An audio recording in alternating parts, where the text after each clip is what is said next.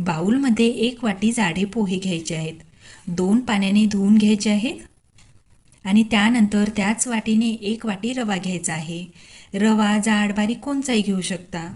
आता याचं प्रमाणही कमी जास्त करू शकता. 1 वाटी दही आणि थोडं थोडं करत त्यामध्ये पाणी घालायचं आहे. 1 चमचा साखर घालायची आणि मिक्स करायचं आहे. आता गरजेनुसार त्यामध्ये पाणी टाकायचं आहे. आता पोहे खायच्या चमच्याने 4 चमचे खोबरा किस टाकायचा. जर घरात ओलं खोबरं असेल तर ओल्या खोबऱ्याचे तुकडे घातले तरी चालेल. त्यामुळे आंबोळी खूपच चविष्ट, मऊसूद आणि खाण्यासाठी खूपच मस्त अशी लागते. आता त्यामध्ये पाणी टाकायचं आणि झाकण ठेवून चटणी होईपर्यंत मुरू द्यायचं आहे. चटणी बनवण्यासाठी पॅनमध्ये थोडंसं तेल टाकलं. त्यामध्ये जिरं, 2 जाडसर चिरलेले कांदे, 1 गाठी सोललेलं लसूण, 1 इंच आलं, मूठभर शेंगदाणे हलकेसे परतून घ्यायचे आहेत. हलकंसं परतल्यानंतर त्यामध्ये 2-3 टमाटे चिरून घालायचे आहेत, तेही परतून घ्यायचे. थोडंसं परतल्यानंतर त्यामध्ये चवीपुरतं मीठ, हळदी पावडर, लाल तिखट, थोडीशी साखर, साखरेऐवजी गूळही टाकू शकता आणि 2-4 दाणे सोपाचे टाकून मिक्स करायचं आहे. त्यामध्ये बारीक चिरलेली कोथिंबीर आणि बारीक चिरलेला कढीपत्ता टाकून मिक्स करायचं आणि झाकण ठेवून 1 ते 2 मिनिटापर्यंत होऊ द्यायचं आहे. तोपर्यंत पीठही मुरलेलं आहे. रवा आणि पोहे असल्यामुळे पाण्याचं प्रमाण या ठिकाणी जास्त लागणार आहे. तर थोडं थोडं करत यामध्ये पाणी घालायचं आहे आणि मिक्सरच्या भांड्यामध्ये टाकून त्यामध्येही थोडंसं पाणी टाकून एकदम बारीकही फिरून घ्यायचं आहे.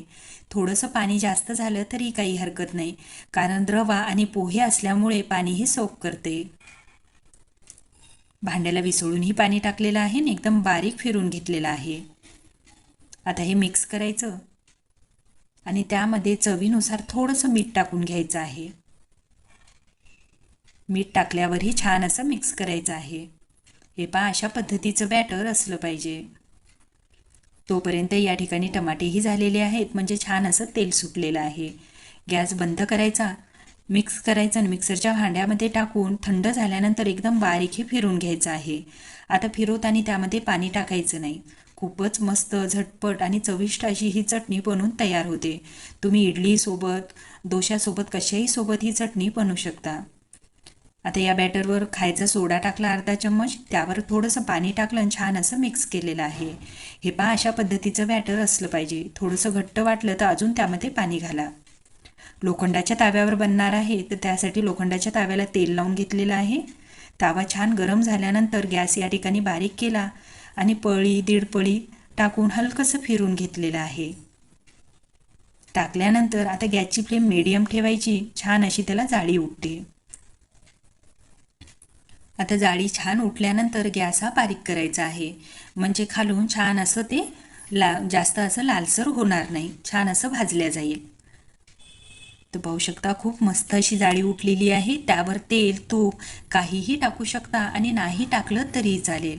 आता वरची सरफेस सुकल्यानंतर खालून छान लालसर झाल्यानंतर अलगद असं काढून घ्यायचं. आता दुसरं करतानाही मी थोडंसं तेल लावलेलं आहे आणि पळी 1.5 पळी बॅटर टाकून हलकंसं फिरून घेतलेलं आहे. करायला खूपच सोपी अशी आंबोळी आहे आणि खाण्यासाठीही खूप मऊसूद चविष्ट अशी ही खोबरा आंबोळी लागते. सर्व सुकल्यानंतर थोडंसं तेल टाकलेलं आहे. तेल नाही टाकलं तरी चालेल आणि खूप झटपट बनवूनही तयार होते. तर अशाच पद्धतीने सर्व आंबोळी मी बनवून घेतलेली आहे. आणि थोडंसं पीठ घट्ट वाटत असेल तर थोडंसं त्यामध्ये पाणीही टाकू शकता.